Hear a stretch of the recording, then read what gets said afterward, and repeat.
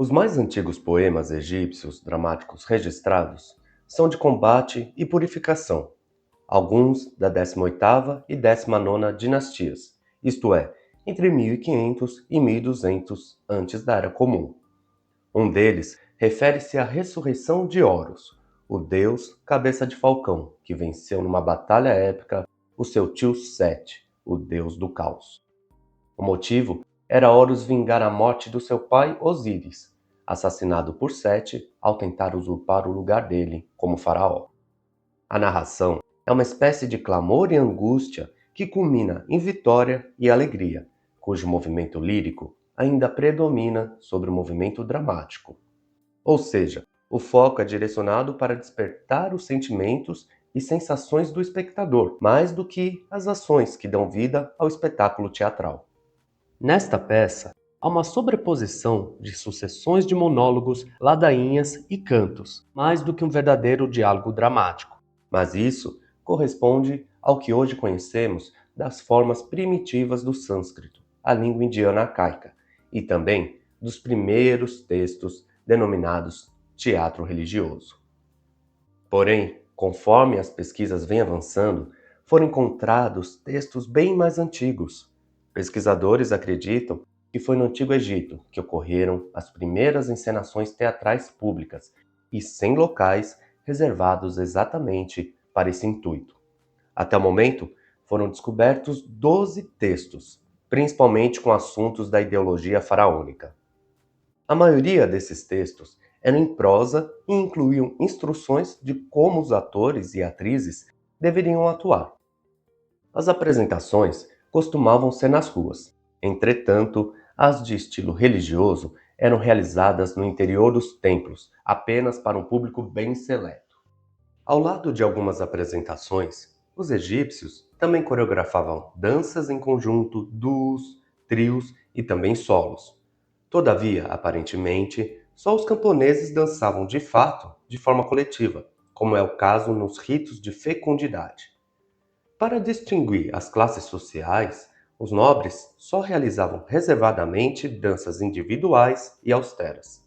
Os dançarinos dos templos constituíam-se de uma classe considerada especial. Um dos achados mais antigos é o papiro de Ramseur, escrito em hieroglifos. É o papiro ilustrado mais antigo que conhecemos atualmente, cerca de 1980 antes da Era Comum. Nesse papiro, as cenas são organizadas de tal modo que lembram uma história em quadrinhos. A obra celebra o festival Sede, uma cerimônia solene de um determinado governo de um faraó. No caso do papiro de Ramseur, é do faraó Sanus-Re I, da 12ª dinastia. O antigo povo egípcio tratava a religião como parte indissociável à vida humana. Por isso, obras como Ísis e os Sete Escorpiões e também o Triunfo de Horus demonstravam os deuses sendo mais humanos. Em Ísis e os Escorpiões, a história é sobre a inteligência e o poder de cura da deusa Ísis diante de uma criança que foi picada por escorpiões. É um espetáculo moral. Já o Triunfo de Horus, conforme as pesquisas, é parte de um drama religioso que festeja a ascensão ao trono de um faraó e também o Festival de Horus. Ambos estimulam a mente do espectador.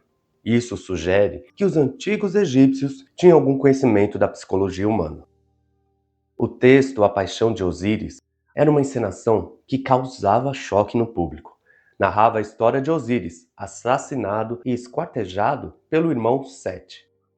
Tamanha crueldade de Sete resultou na ressurreição de Osíris, ganhando o posto de deus do reino dos mortos. A encenação acontecia durante o festival em homenagem ao deus Horus, e assim como a festa, essa encenação também durava vários dias. Havia cenas de batalha com mortes reais, causando comoção nos presentes. A sátira também fazia parte do currículo egípcio. É o exemplo da sátira política religiosa, de contendas de Horus e Sete. O enredo discorre as batalhas travadas entre Horus e Sete para decidir quem seria o novo faraó após o assassinato de Osíris. A história conta que os embates se estendiam por muito tempo e poderia durar ainda mais. Com isso, o panteão de deuses resolveu chamar os dois personagens para um tribunal celeste, a fim de dar um basta naquela guerra. Alguns deles votaram que Sete deveria governar o Egito, pois era mais velho que o sobrinho Horus. Contudo, outros deuses queriam Horus, já que esse era filho legítimo de Ísis e Osíris, e não usurpador como Sete. Esse texto sátiro já assinalava as clássicas disputas políticas e de poder da natureza humana. É de pensar que esse texto egípcio antigo esteja abordando um tema tão atual, onde essas disputas de poder continuam sendo um dos maiores flagelos da sociedade contemporânea.